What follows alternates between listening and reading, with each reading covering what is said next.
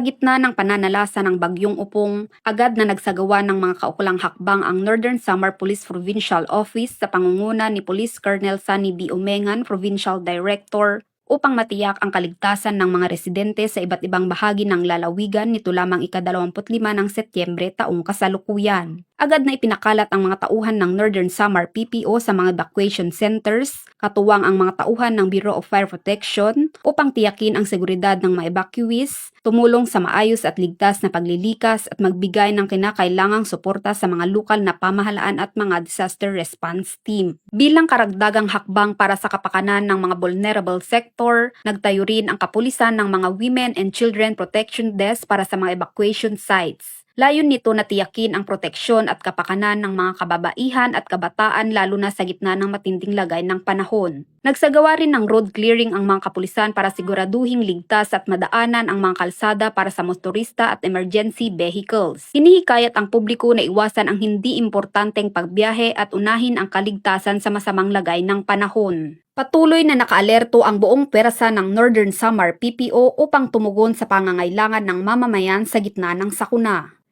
Hinihikayat ang lahat na manatiling alerto, maging handa sa lahat ng oras at makinig lamang sa mga opisyal na abiso mula sa mga awtoridad. Sa panahon ng kalamidad, ang pagkakaisa at pagtutulungan ng bawat isa ang susi sa kaligtasan ng lahat. Mula dito sa Eastern Visayas, ako ang inyong PNN correspondent, Patruluman Singian, alagad ng batas, tagataguyod ng Balitang Pulis.